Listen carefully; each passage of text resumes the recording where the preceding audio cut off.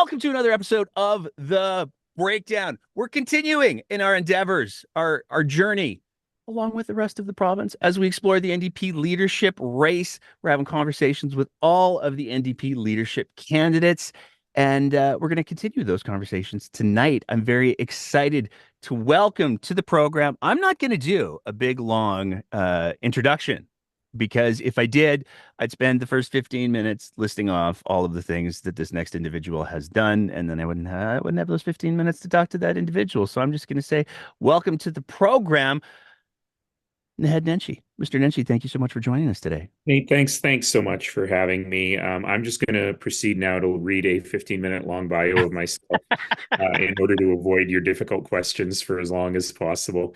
Let me just say, and I normally don't say this to interviewers because that's just not how it works, but I want to say to you, Nate, thanks for all the work you're doing. Thank you for your service as a public servant, but thank you for your service on the breakdown. There has been no one who has kept this government to account the way you have kept this government to account. I think I am your most frequent retweeter. Um, but the stuff that you've been able to do on top of your real life serving citizens has really been extraordinary. And in a time when we're losing local journalism so much, holding these folks to account is amazing. And you actually have to listen to Danielle every Saturday morning. So I apologize for that. Well, the nice thing is like there's these periods where she only does the radio show every 2 weeks, so I get like a week Only off. every 2 weeks. See, I didn't even realize that we were not subjected to that every week. Yeah, no, the breaks are precious. Well, thank you for saying that, sir. But I don't want to spend this time talking about me. We're here to talk about you. You're running for the NDP leadership. Before we get into that stuff, though, I do want to ask you to, and this might sound a little bit strange because you are a high profile figure in Alberta politics and certainly Calgary politics, but I do want to ask you to introduce yourself to the audience, anybody who's listening, anybody who's watching. Who is Naheed Nenshi? Sure. Well, here we go. So I'm Naheed Nenshi, and I am running to be leader of Alberta's NDP and your next premier. I've been practicing saying that because it's been tough to have made that jump over a long period of time. But I'll tell you a little bit about me. Um, I was born in Canada to immigrant parents who had just arrived when my mother was pregnant. And so I always say that I was born in Canada, but made in Africa. And when I was 18 months old, I did my research and collected the briefing book analysis and convinced my parents that our future was in the West. So we packed up all of our belongings in a 1974 Dodge Dart and drove across the country and settled in Northeast Calgary. So I grew up mostly in Northeast Calgary, though in the late 1970s, my parents decided that it was a perfect time to invest in a business adjacent to to the booming oil economy. And we bought a motel just outside of Red Deer. And so I grew up in the little house that was attached to the motel, went to County of Red Deer schools, and my family have always been small business people. We've always been entrepreneurs. We've just not been very good at it. And so, buying a motel that entirely relied on oil field workers and opening that up in 1979, probably not the smartest timing ever. So we lost everything in the early 80s global recession, came back to Calgary, and then had a series of ventures, the most lasting of which was a little laundromat in Forest Lawn on 17th Avenue, now called the Forest Laundry. And I wish I had come up with that name because I think that's one of the best names ever. But that was the new owners after we left that. And a variety of things. So I was talking to the Alberta Chambers of Commerce yesterday, and I said, when they do these sort of profiles of people, they always ask you, what was your first job? And that's sort of a nonsensical question for someone who grew up in a family business because there was no time that you were not working. Whether you were delivering towels to the rooms in the motel or doing your homework at the front counter of the laundromat while you're giving people change. That's sort of just how I grew up. Um, and as you folks have heard me say before, my family was sometimes poor. Sometimes we were very poor. Sometimes we were slightly less poor. But we grew up in a family that, worked hard, that struggled hard. But we were able to do that in a community that believed in my success, that believed in everyone's success. And by that, I mean, I never thought that the public schools that I went to were anything short of excellent. Yeah, I haunted the public library on Saturdays. There's a story in there, Nate, which is that for years I've been saying that I was allowed to sign out more books from the public library per week. I had special dispensation from the librarians to sign out more than 30 books a week. And when I became mayor, a few years after I became mayor, I met a woman who walked up to me and said, "You know, I used to work at the Forest Lawn Public Library." And I said, "Oh, that's part of my life story. I tell that story all the time." And she said, "I know, because I remember you." And I said, "Okay." And she goes, "Do you want to know a secret?" And I said, "Do I?" And she said, "Yeah, there was never a limit on the number of books. You could sign out as many as you want. We just told you that to make you feel special." um, but that was sort of my life. And my life was defined by the fact that these public services were there for us. And when my dad got sick, the public healthcare system was there for us. It was always there for us. And to me, I attribute a lot of my success that to that. So in any case, to shorten the story, I did a degree in business at the University of Calgary, where I was president of the Students' Union. I worked for many years in big business, working with some of the largest businesses in North America, living and working all over the world. I did my graduate work in the US. And then in 2001, my dad got sick again, and I decided that it was time to come home. And so I came home to Calgary. I decided to make my life here. You know, I literally applied for jobs and had opportunities all over the world. But I decided that I wanted to make my home in this place that had given me so much when I grew up. So I moved back here, started my own business, ran my own consulting firm with clients ranging from the United Nations to the Gap. And eventually, got a call from an old professor of mine who said, "Hey, I always thought you'd be a good teacher. Do you want to come give it a try?" And started a new career as an academic. Became a tenured professor in the field of nonprofit management at Mount Royal University. Wrote a little book on the future of Canadian cities that sort of made me an expert on cities and the future of cities. Did a bunch of media commentary. And then, without getting into that long story, was convinced by enough people that couldn't be a bystander and a policy influencer anymore, that I had to be a policy maker. And that led to 3 terms as mayor of Calgary, 11 years. And for the last couple of years, I've been living a wonderful, wonderful life where I have the freedom to only do the stuff that I want to do. I've created a great professional life that paid me way more than being mayor, and working way less, and focusing only on things that I love. So I've been having a terrific life, and I've just decided to ruin it all. I was just gonna say, if you're singing the praises of the new life, and you're moving to something that would be the by most accounts the polar opposite. I 30 books a week. Yeah, they weren't big books. I I was like just gonna science say, are fiction. I like like these. science fiction novels, a lot of Doctor Who novelizations in there. But then I would go, I'm such a nerdy kid. Then I would go, well, nerdy kid still. But then I would go off on sort of obsessions, right? So at one point, I think this was more late high school, university days, I decided that I was dissatisfied with the English curriculum because we were not reading enough great Canadian novels. So I remember I went off on an obsession where I was like, okay, I have to read all the Margaret Lawrence and all the Margaret Atwood and all the Robertson Davies. And I took a very long bus ride to university every day. And in fact, one of the things that I regret is when we completely revamped the bus system in Calgary and created the bus rapid transit lines, including the Max Purple, which is called the Max Purple for a reason. That's the one that goes from East Calgary to downtown. Um, I inadvertently, in doing that and doing a huge new route design, we got rid of the 7273 Circle route, which was always my bus that took me from Marlborough to the university. It was a 50-minute bus ride, 50, and I would read on it.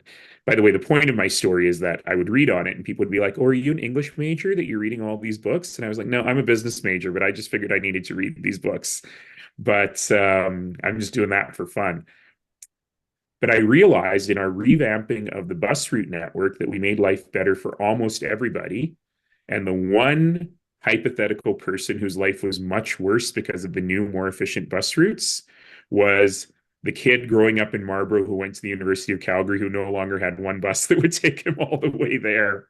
And I was like, I screwed myself over, at least my 30 years ago self. So in any case, yeah, so that was me, and I'm still a bit that way. And getting onto that topic, I just finished doing Canada Reads for the CBC, and which was one of the just a fabulous experience in trying to get more people excited about reading and books in general, and also about this amazing book that I found called Denison Avenue. Denison Avenue had sold about 300 or 400 copies in a year since it came out.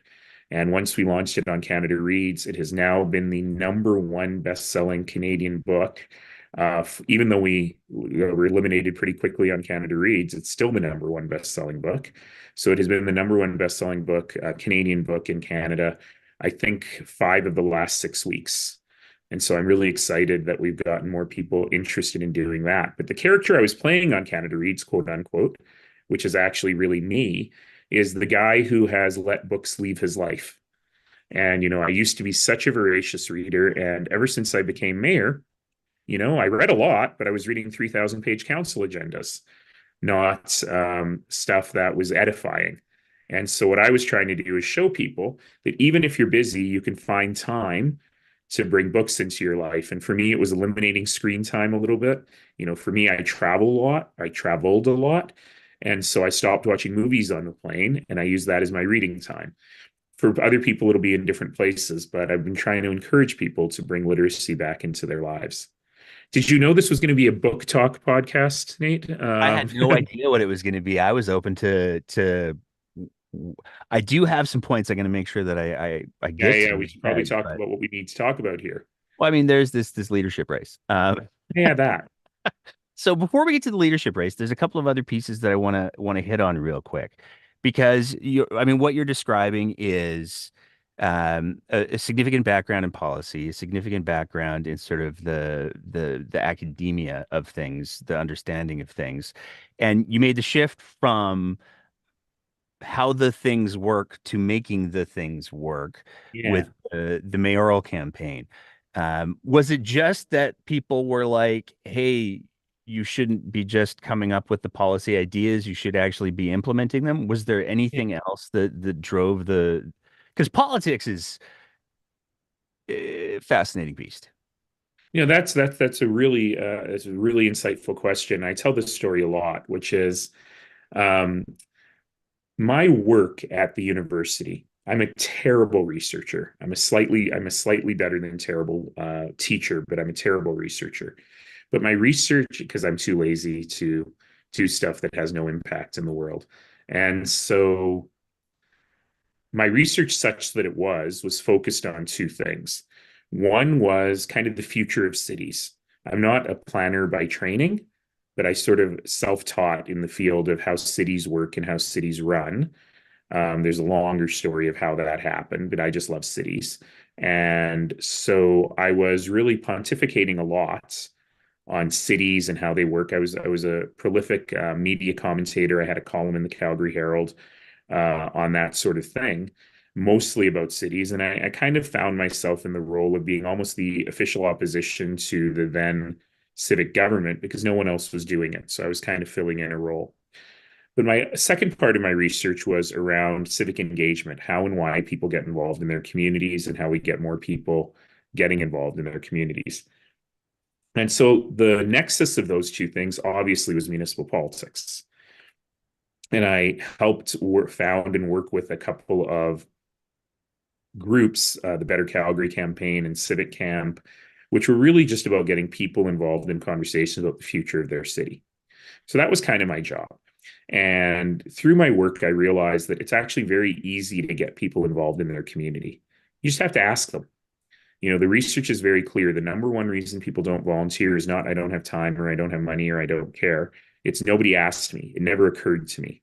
So my 3 Things for Canada program that I've been running for many years, which just encourages every citizen every year to do at least 3 acts of community service, is just an example of asking people. But what we learned through that work is that relatively easy to get people to volunteer in their community. It's actually extremely difficult to get people to volunteer or to work in politics and in electoral campaigns. So, as kind of a nerdy guy, I turned my thoughts to, all right, how do we get young people and people who are really involved in their community more interested in politics? So, there's a longer story, but believe it or not, the stories can be even longer. But through the years of kind of 2008, 2009, I decided that I was going to try single-handedly to improve the level of municipal governance in Calgary. And I was going to do that by convincing good people to run for office. So I went to endless lunches and dinners with community leaders, CEOs, PTA moms, community volunteers, young people that I just thought were smart and engaged, and tried to convince them to run for office. And I struck out every time. Every single person said no. And I've been making this joke for 12 years. I probably need to stop making it, which is I struck out particularly with women. And I'm very used to striking out with women, but this was different.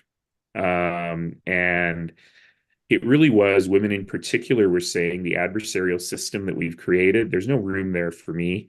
It doesn't make sense for my family. I don't want my kids to go through that. And I kept thinking, there's got to be a way to change the game, and the players make the game. So if we get better people in place, then we can have a better system of government. And I kept saying that to people. And finally, people were saying, if you really believe that, why aren't you putting your money where your mouth is? And why aren't you doing it yourself? And I said, well, I'm not a politician. I was the president of the Students' Union. I've always been around politics. But, to be a politician, you have to be good looking and charismatic. You have to kind of like people and children and puppies, decision making. I don't like any of those things. This is not right for me. I'm the guy, the nerdy guy, and the nerdy schlubby professor guy in the background who will give the ideas. But enough people said to me, you talk constantly about not being a bystander and being engaged in your community. Why don't you put your skills towards this work? So it took me does this sound familiar? It took me a long time to decide. I talked to a lot of people. And I kind of went away and put my thinking hat on and thought, okay, well, I don't want to run so that people can say, thank you for elevating the level of debate and kind of tap me on the head, right? I want to run to win. I'm not going to waste my time and other people's money on this unless there's a real chance of winning. I don't want to bring up people's hopes. So we sat down and wrote a strategy. How does a guy who's not very well known outside of wonky political circles, who doesn't have any money, who looks like me, who talks like me, how does a guy like that actually win an election against people who are well funded, who've been running on this for years, and who know what they're doing? Again, does this sound familiar? So, with the exception of the well-known part. So in the end, we wrote the strategy, we executed on that strategy. And what was remarkable to me is, again, does this sound familiar? Almost from the day we launched, we found that we had tapped into something that people hadn't tapped into before, which was a real sense of hope and optimism about what was possible. Our political culture in Alberta at that time had become kind of sclerotic. It had become kind of stuck, right? And people were just willing to accept what was there.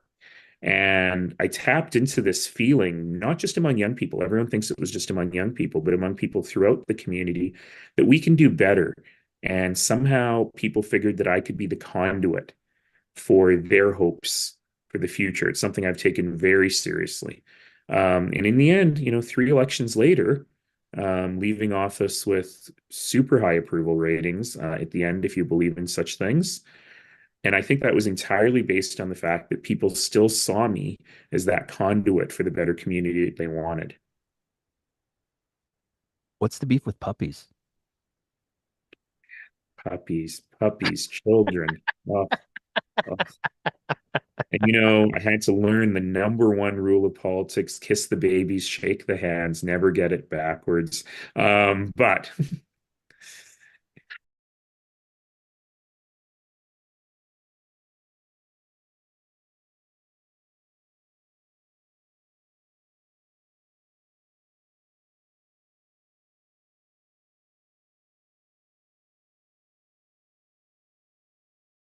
I mean, you gotta love puppies though. Cats, not so much, but puppies, you gotta. Oh, controversy erupts on the breakdown. Wouldn't be the first time. I'm going to use this as the opportunity to pivot to the today stuff. I mean, I could spend a boatload of time talking about the floods and how for many people your involvement in the floods, and particularly the recovery thing, was different than what a lot of people expected from their politicians of the day. But instead of spending time on that, I want to talk a little bit about the speech that you gave. And I'm sure that this is the first time that anyone's asked you this question. So it's going to be uh, I haven't done any interviews, so you're the very first one. Um, but I know there's people who have asked, "Hey, was that the soft launch?" And I know that there's people who have asked, "Hey, was that the moment? Was it scripted? Was it deliberate?" But as somebody who was there that day, the breakdown was live tweeting that event and doing some pictures and our brand of acerbic commentary. There was something fundamentally different about that speech than the speeches that we've seen from politicians on I'm going to go pretty much any level of government. Um, and I'm pretty sure that if you had said at the end of that speech, oh, by the way, I'm running for NDP leadership, you can buy memberships over here, you would have sold a membership to probably everybody in that crowd. But it I was, think I have, in fact, sold a membership to everybody in that crowd this week, but yes. there was an authenticity that was present in that speech. It was not performative. It was not um, restrained. It was, there's people who have said Nenshi unleashed. But I was wondering if you could talk a little bit about Yeah. that speech. I mean, I was normally the way that I go the flow of the questions with the NDP candidates is I get to the trans stuff at the end, but in many ways, publicly, that was sort of the beginning. So Yeah. talk about that. Yeah, so I'll let you in on the real story there, which is oh, there was no strategy there. None whatsoever. So what had happened is probably starting last autumn, because I'm answering the question underneath your question as well. So starting last autumn, people, well, one person, really one person, would call me every 2 or 3 weeks and say, "Want to be the premier of Alberta? Rachel Notley's going to step down at some point. You could be the leader of the NDP." And I started by laughing, and then I went to hanging up on him. But then he started talking to other people and start spreading the word a little bit. But I wasn't really interested in doing it. And in reality, he and I'll mysteriously tell you. No, I'll just tell you who it was. It's Zane Velji. Um, Never actually thought I would go for it. It was kind of his bet, right? And in reality, what he was trying to do was to see if I would get, because he is actually a New Democrat, and he was trying to see if he could get me more engaged in the party, help them figure out their path forward and how to win and who the right leadership candidate would be. But it was always couched in, "You must do it, you must do it." So that had been going on for a while, and I really wasn't at all interested. And in fact, I met with some of the leadership candidates, some of the existing leadership candidates. And I remember one meeting, and I remember the weather was nice. So it was probably in the early autumn, where she actually said, "Some people say you're going to run." And I just laughed. And then I met her again at Christmas. And I said, just to be completely frank with you, all these people have been talking to me. So there's maybe a 5 or 6% chance that I might want to move forward with this, but I'm always open and transparent. So I want you to know that that's going on. And we laughed about that.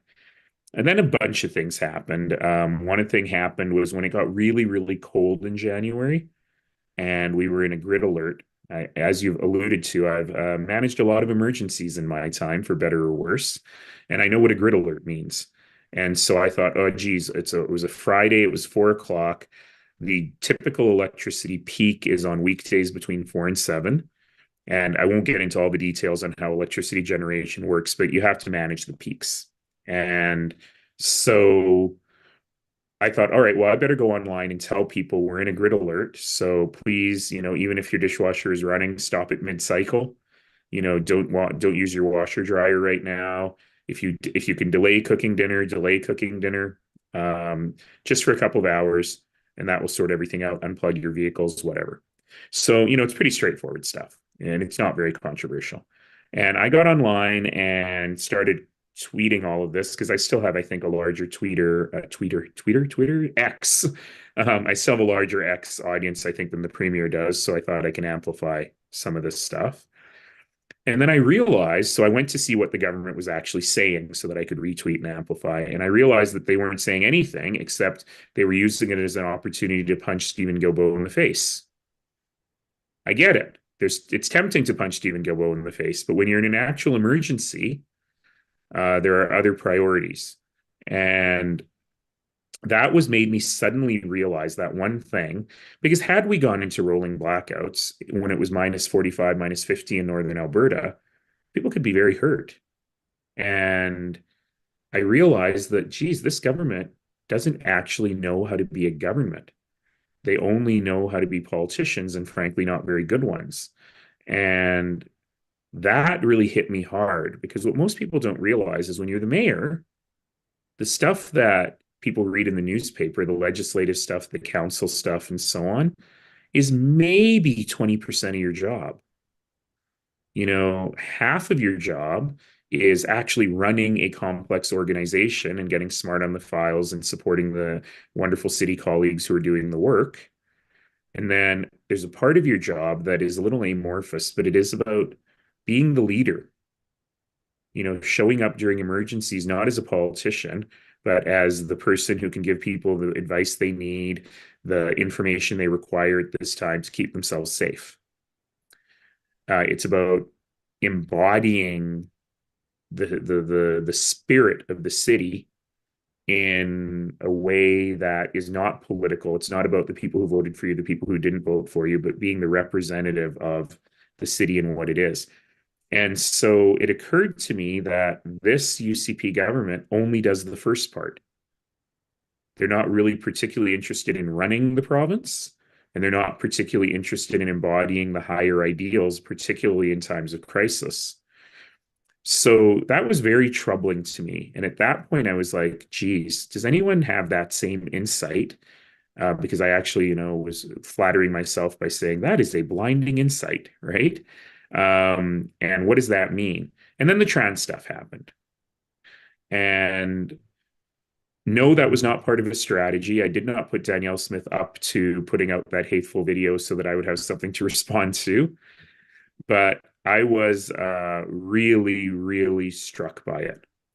And so I heard that there was going to be a rally on the Saturday. The Friday was my birthday. And so I kind of was taking a retired guy's birthday and just enjoying my day, put my phone in my pocket and was just running errands with friends and having like the quietest, simplest day. Went to Lunchbox Theater, went out for lunch, and my phone was buzzing like crazy.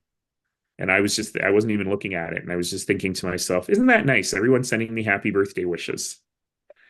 And what I didn't realize is that there were two different things actually happening. A bunch of people really, really upset about these vulnerable children and the impact that these policies are going to have on these vulnerable children.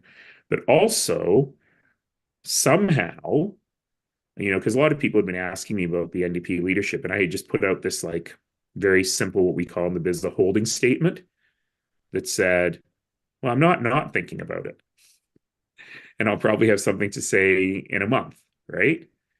And though one of the journalists had picked up on that, Bill Kaufman at the Calgary Herald, and to be fair, he had tried to reach me that morning, but I was just birthdaying. And so I hadn't seen his message, and he ran with the story anyway. So I didn't realize that there was a huge story that was basically will he or won't he, that was also on the front page of the Calgary Sun, will he or won't he, the next morning. I didn't realize this was all going on, and that was why my phone was blowing up. What are you doing? What is happening, right? No strategy whatsoever. And then when I arrived at the rally, I walked up to the organizer. There's a little more to it, but the short version is the organizer had suggested, she had heard I was coming and had suggested, does he want to speak? So I walked up to her and I said, well, why do you want me to speak?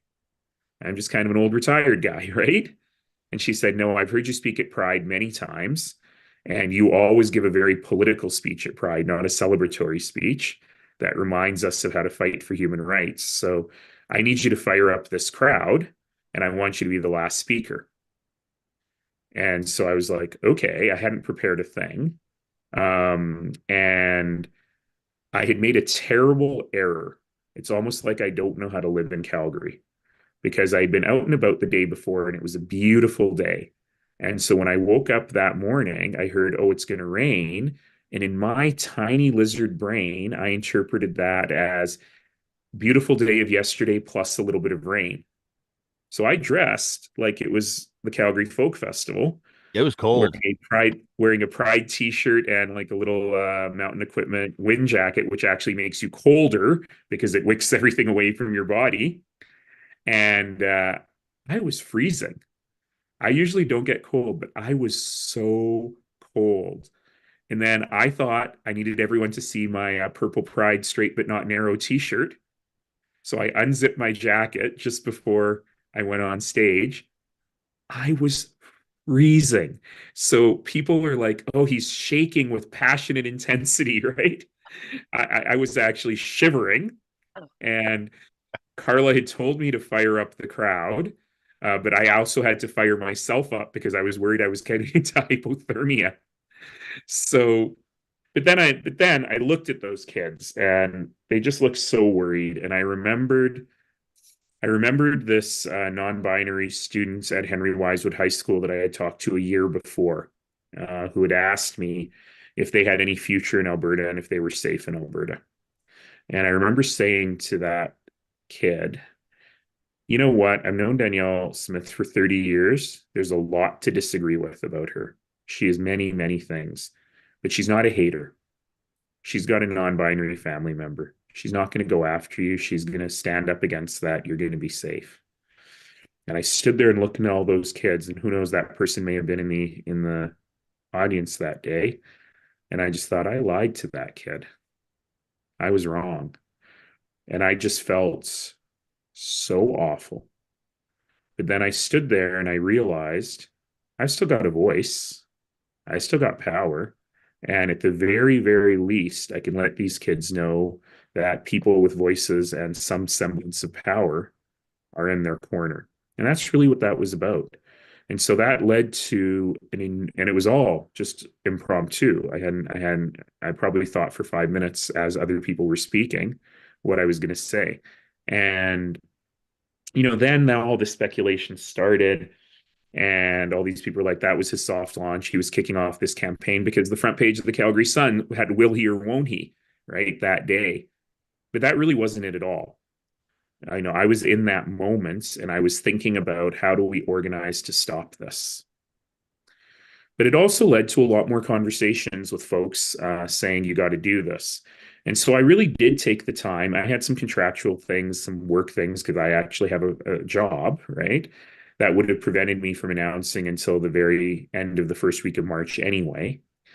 And so I said, you know what? I'll actually use this as an opportunity to talk to people. I was already 10-15% there, especially after that cold weather. I was probably closer to 50% after that cold weather response. But I talked to members of the NDP. I talked to people who have never voted NDP before, every corner of the province, to really test saying, look, these are the things I believe in. Is this what the party believes in? Yes, of course, I know the party believes in strong provision of public services and in protecting the vulnerable, all of that stuff, I know. But does the party believe in building a strong economy and supporting the energy sector? Does the party believe in actually not being performative on climate change, but doing meaningful things on climate change that portray Alberta as a world leader that people should follow instead of being a bystander on climate change? Do we believe in balancing the budget? Right? These things that I believe in. And I realized as I'm talking to people that actually today's Alberta NDP is really that. And so then I went, geez, I didn't even realize that this party that Rachel Notley and so many others have built has actually become a place that holds the values that I hold. And, more and more Albertans don't know, I think, that party is that. There's a lot of baggage, right? And so if I can use my limited set of skills here to actually bring light to that, then maybe this makes sense. And fundamentally, that is how I ended up doing all of this. And, there was some speculation that I was taking so long because I was being totally strategic somehow, or that the party was trying to freeze me out or put up barriers in my way. It's not true at all. It's not true at all. The party was welcoming and super helpful. I talked to all of the other candidates who were welcoming and super helpful. And, like give me advice, have been giving me advice on places in Alberta that I don't know very well. So that's been really actually quite wonderful. And as I've been having the conversations with Albertans, I suddenly realized, you know what? There is something here for me. Anyway, Nate, I think I'm trying to answer your questions much more short now because I feel like you've gotten through three of them. Well, you kind of touched on some of them. I mean, I have to ask, you, you did endorse the NDP in I the did. 2023 election. So there had to have been some awareness of mutual alignment, or was that endorsement purely like oh, Danielle Smith is she's done some things already. I'd like her to not do more things. What was that endorsement for you? Well, it was a bit of both. And I will say that it was driven by your very polite analysis of Premier Smith's government there. But also the fact that, look, we were in a situation where there was only one other choice. And so what I had done is I'd written a series of columns that were just talking about basically taking the stance of, if you're someone who's never considered voting, who I shouldn't say that. I should say if you're someone who has always voted conservative, but you understand that this Danielle Smith version of conservative is not Ralph Klein or Peter Lougheed, what are you to do? And so I'd done a bunch of stuff around just helping people think through that decision, but I hadn't explicitly said you should vote for the NDP. And I wasn't planning on doing that because I'm a political commentator. That's not kind of the world that I live in. And then I realized as we were getting closer and closer to the election after the Jennifer Johnson incident where she compared trans kids to poop and cookies, um, and Danielle took many days to actually do something about it, I realized that this is actually high stakes and I need to do this. So that's how I ended up doing that. But I used terminology like you should lend your vote to the NDP and make them earn your future vote, right? I still believe that everyone who votes for you, you can't count on them forever. They're all lending your vote. And you have to earn that vote every single time. And so that's how I ended up doing that. And certainly that opened the doors to a different kind of conversation. But that conversation came about quite a bit later.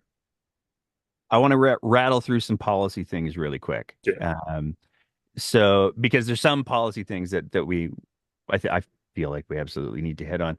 Uh, if you become the next leader of the NDP, what's your vision for Alberta's economy? And inside of that, I'm going to ask you to include the piece because we've seen what a government can do when it decides, hey, you know what? That's a real nice mountain there. It would be nicer if it wasn't there.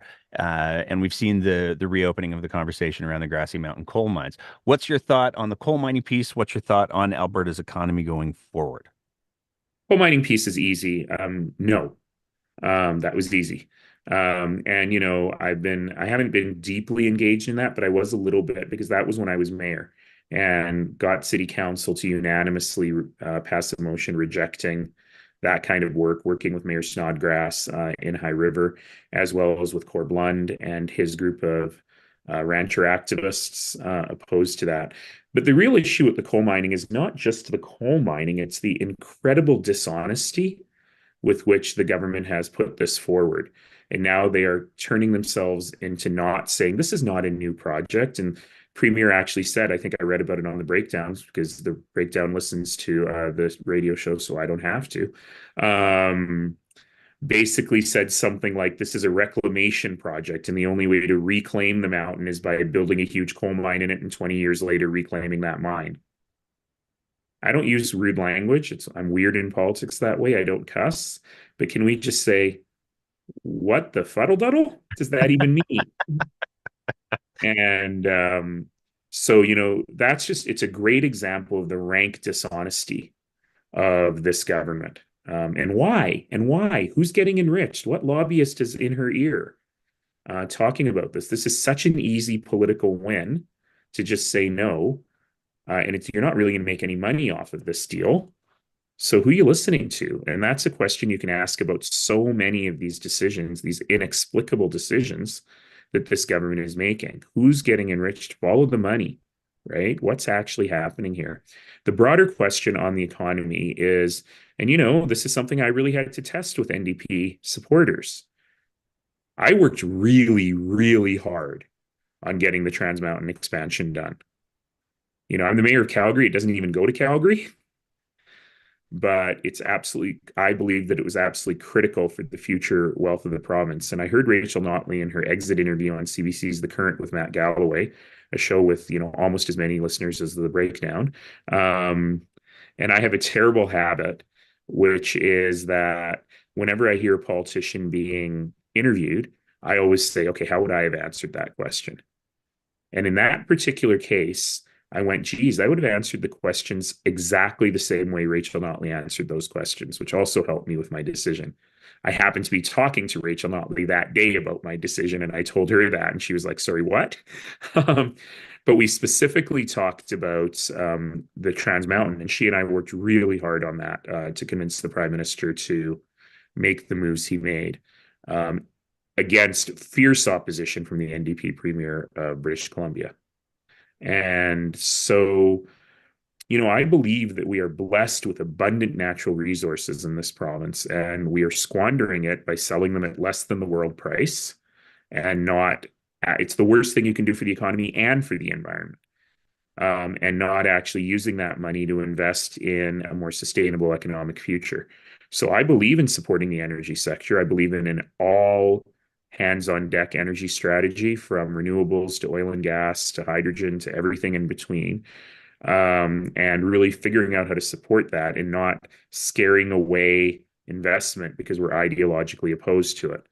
This week I spoke with the Alberta Chambers of Commerce very briefly. All of the candidates did. And the point that I was really trying to make there is that business uncertainty is what kills the ability to grow the economy. So we got to support small business. We got to support small business to scale up to medium business. And we got to support big business in this province. But also, we have resigned ourselves to being bystanders in the fight against climate change. So it's being done to us. But here in this province, we've got the smartest engineers in the world, many of whom are working in the Canadian energy sector. We really need to be at the cutting edge of innovative ways of supplying energy to the world that are environmentally sustainable. We need to be at the front of that rather than seeing it as something that's done to us. And so building out the economy really is about ensuring that we are a beacon of innovation. It's investing in post-secondaries, working with businesses on private R&D, not putting all of our eggs in one basket of carbon capture and storage. And right now, this government is actually way behind industry and innovation. The industry is way more innovative. So, we have a premier who continually says, we want to be net zero by 2050, and then continually says no to every single action that would make us net zero by 2050. It's very clear what she's doing. It's very cynical and it's very hypocritical. She's just pushing the ball down the field the same way the Harper Conservatives did when they were in power, that said, we have these targets, but they're so far away that we're never going to actually have to do anything to meet them. And then in 2049, it'll be someone else's problem. And I just don't think that way. Would you lift the renewables moratorium? I mean, the Yesterday. moratorium has been lifted, but The moratorium has been lifted, but somehow it's okay to have a coal mine on the side of a mountain, but a wind turbine in a wheat field is somehow offensive, and it ruins the view. It's stupid. The whole thing is stupid. And I know the renewables industry has been very gracious in saying, no, we can work with these rules and so on. But, that billions and billions of dollars investment that went away, it's not coming back easily. And we need a policy that is business friendly in all aspects in that way. yeah, it blows my mind that you could go to the Grassy Mountain, you could do the mines, you could risk the water supply for southern Alberta, but you could not put up a solar panel over there because you'd ruin the view. That the dissonance that exists there. I've only got you for a couple more minutes, so I want to make sure I hit on this part. Housing. and the houselessness crisis. We've seen some very aggressive moves from the UCP in regards to, I mean, the city of Edmonton, but really, it's the UCP that's very clearly driving the bus on that one towards the houselessness crisis, towards encampments. Um, where does that? What are your thoughts on that piece? You know, as some folks, at least in Calgary, might know, I made the centerpiece of my third term as mayor. Calgary's creating Canada's first community-based action plan on mental health and addiction. So you asked two very different questions. One is about vulnerable people, and one is about housing. And homelessness or houselessness kind of spans both of those things. And one of the challenges that we've really got here is on the front one, we've got this Alberta model of mental health and addiction.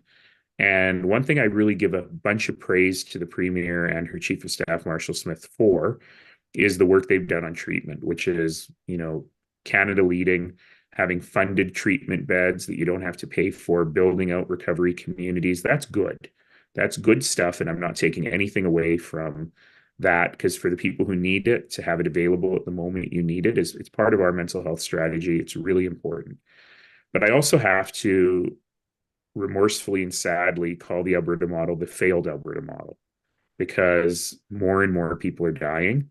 More and more people are experiencing social disorder. And, the third element of Calgary's action plan is staying safe. And that means both people with mental illness or suffering from addiction need to be safe, but it also means that everyone in the community who encounters those folks needs to be safe.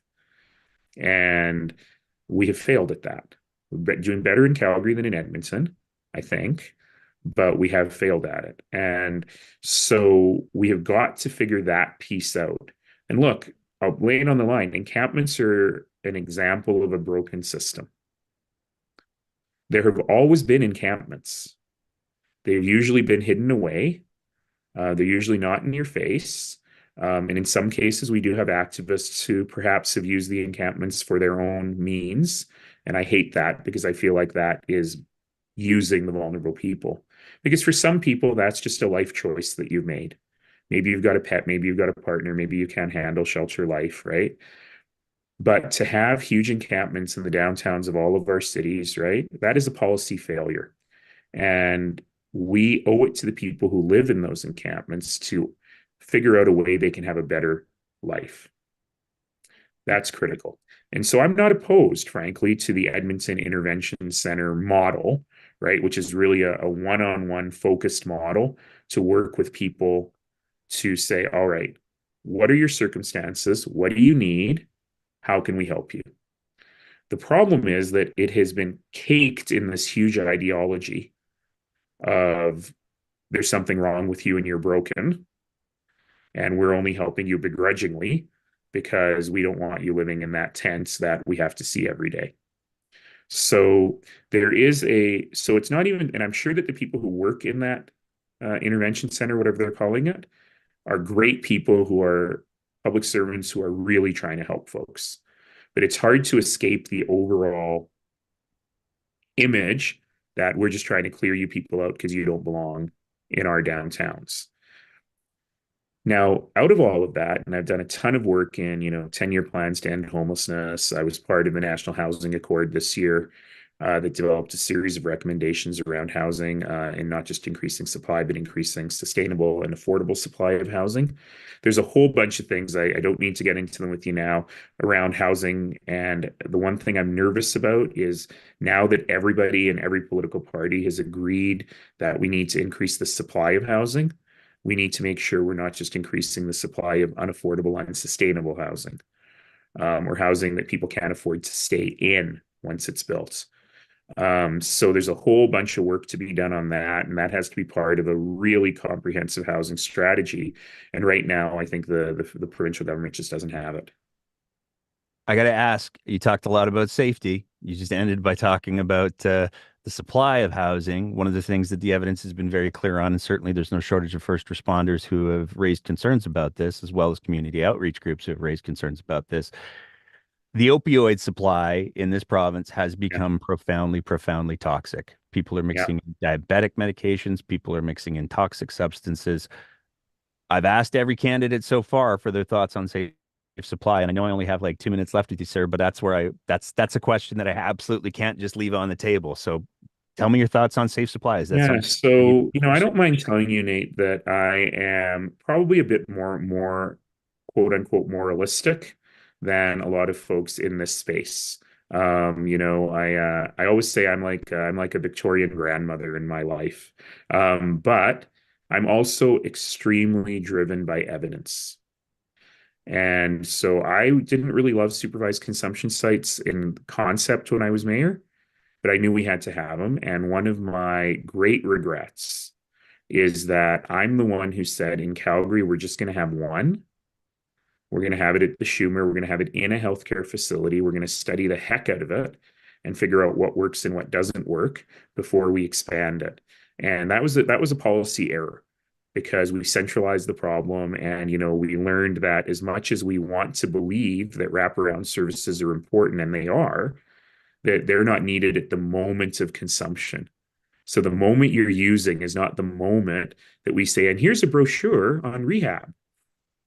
It just doesn't work, right? And I don't mean to belittle the work of the people that do that, but we need a more comprehensive answer. So on safe supply, I too, share a lot of the concerns that people have around safe supply, around whether that's enabling self-destructive behavior, and whether and diversion, by the way, is a real issue. If diversion of safe supply is actually causing easier supply for people who are not specifically getting the safe supply with the services that are needed. You know, as much as they're, dramatic about it in the UCP government, if that diversion is actually happening, that is a real issue. But that's not an issue with the concept of safe supply. It's an issue with how it is done, right? How it is actually implemented. So all of that said, that's a very long way of me getting to, we got to save lives. You can't treat people and you can't get people better if they're dead. And so we've had now, thankfully, a lot of evidence from our friends next door in British Columbia about what's working and what isn't working. It's not working that well. It's helping, but their per capita I'm trying to prevent myself from saying overdose and say drug poisoning. Their per capita drug poisoning rates haven't really gone down with the advent of safer, and I will never say safe supply because these drugs aren't safe, but I will say safer, right? That's why I don't use overdose because that implies some dose is safe, right? But the safer supply in British Columbia, some of it has worked, some of it hasn't worked. Some of the stuff we do in Alberta that, the government doesn't like to talk about, like opioid agnostic therapy and so on, is that, right? It's the same thing. We're just using different language. But ultimately, what we need to do is have this comprehensive view where people who are using are safer than they are now so that we can keep them alive, and that we have lots of ability for them to improve their life. And I do start there. I do start by saying that a life of addiction is not the ideal life. And we need to help people get a better life. So I'm not dodging your question, but I am really trying to say it is very nuanced. And I'm not one of those like Danielle Smith who would just say, no, that's wrong. But I'm also not one who would say that will solve all of our problems. Yeah. And that is, I mean, the fundamental question that I think that I was going after is there opposition to it, or is there open to the evidence and the proper execution of it? I am always evidence based. But the evidence is that the BC model also hasn't worked the way people had hoped it would work. The deaths didn't go up though. In Alberta, we can't say the same thing. That's true. I mean, they stabilized, but they stabilized at unspeakably high levels. Yep. When I was mayor, I would often say that the tipping point is if we lose one person per day in the city, and it was like 2 or 3 people per week, and now it's multiple people a day, Yeah. and so clearly something's not working. This would normally be where I would say if there are any other final thoughts or closing thoughts, but I know that we've But already got. Nate, I know I do have to go, but I want to. I was very, very, very verbose, even more than usual today. So, do you have lightning round? Do you have anything else you need to get me on the record for? The biggest things I think we've kind of really already covered off. The only other I'll ask you to do a couple minutes if you don't mind on the future of the NDP under an Nenshi led Sure. NDP because I think that's one of the things that the questions that people are most sort of like, oh, will it still be the NDP or what will happen and will he rebrand it and turn it to the Alberta Party for some reason? Don't do that. But That's a really good name. it is a good name. If only there was a good party to back it up. Um, I have a long history there, as people may or may not know. But in any case, yeah. Look, you know, I want to be very clear that I was not there when there were two MLAs or when there were four MLAs. I did not do the hard work of building this party to what it is today. And the people who did that hard work, who built this house, need to know that they will always have a home in this house with me as the leader. Not going to get everything we want because as we reach out to more and more Albertans, it means we're going to have more and more policy discussions within the party. But what I can promise everyone is that you'll always be heard, you'll always have a fair hearing, and we will work together to make our policy better. And I think the fact that I've been endorsed by probably one of the most left wing members of the party, MLAs, and one of the most right wing MLAs at the same time, and we're working on the team together, probably gives you a sense of how I would approach that whole thing. The N in NDP does not need to stand for Nenshi or Naheed, right? The same way that it doesn't stand for Notley. And so we have to be able to create that mechanism. And yes, I believe we need to modernize the Constitution. My bias right now is that the relationship with the federal party hurts more than it helps. But ultimately, that is a decision the members will make. And what I can offer is a fair, clear, transparent process to surface these questions and to let the members make those decisions. And I will absolutely put my opinion in, but I'm open to persuasion and the members will make that decision. But ultimately, what's been really exciting for me about this last week, which has gone beyond my wildest imaginings in terms of how excited people are.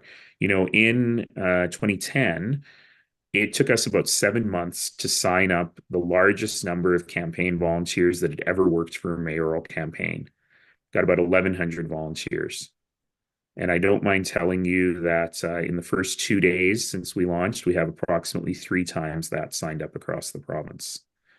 We had it wasn't a rally. People thought it was a rally, but we had volunteer training on day two. And I thought that we only invited people on Monday. If you're free at 6:30 on Tuesday, come by.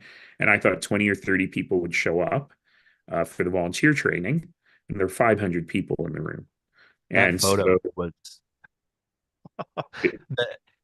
I'm just going to jump in for 2 seconds here because I think that this really can't be overstated. One of the hardest things to get in a political campaign is engaged volunteers. Those people are gold for a political campaign. And when I saw that picture of the room of volunteers, I was just like, oh, damn. I was too. I was too. Standing in the middle of that room, uh, I was too. And I don't even think I had a mic. I don't think that we thought that there'd be that many people there.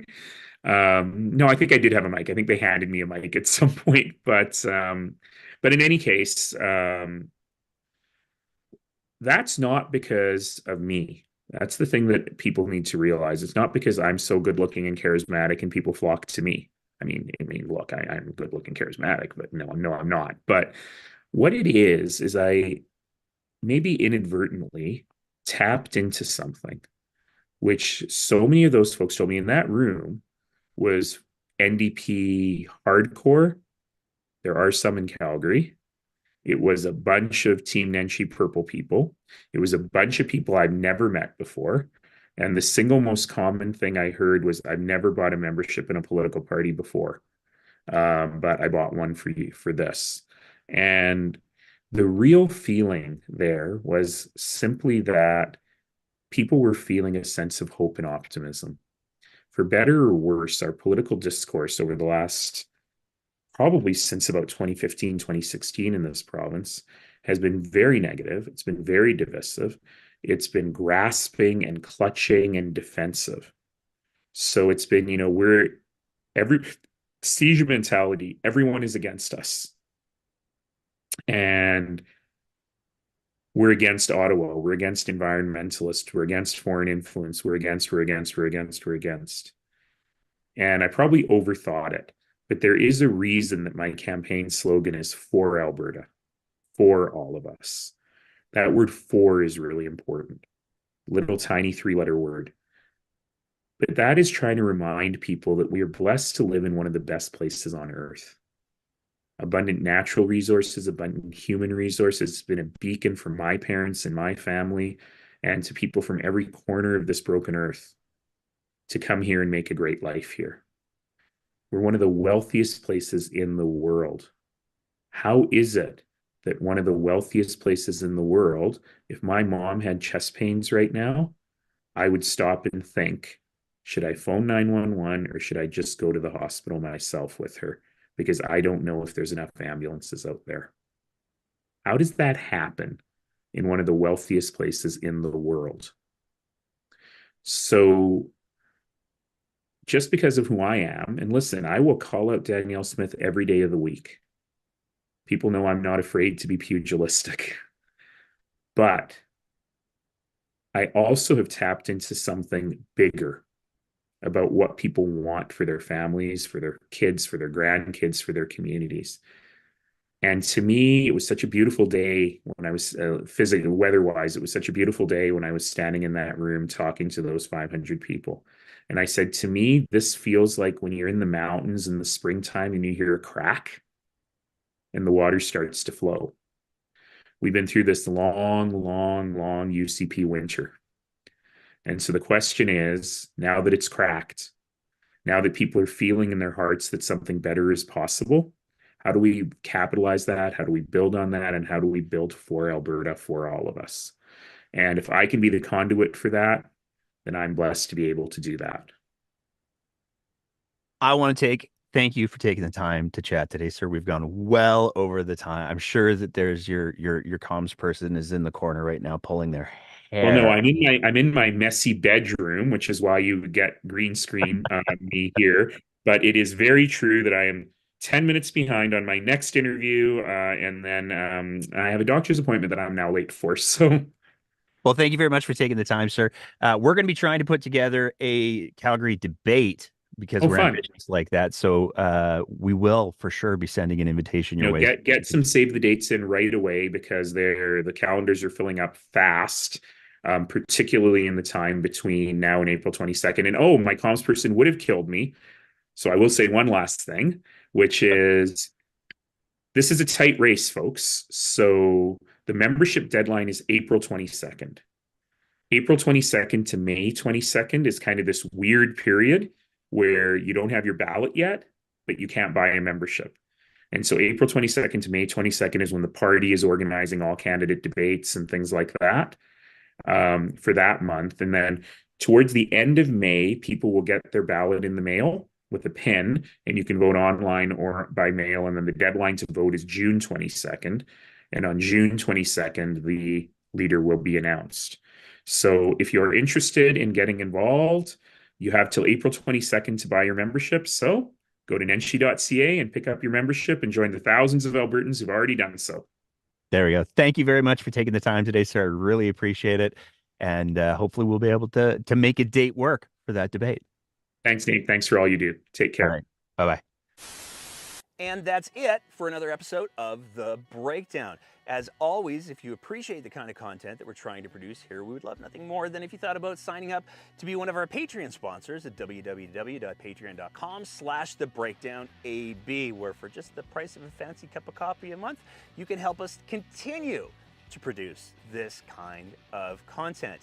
Whether you're listening to the audio version of the podcast, in which case maybe leave a review and a rating, or whether you're watching it on one of our streaming platforms. We want to say a big thank you to everybody who is part of the Breakdowns audience. And as always, take care of each other and keep the conversation going.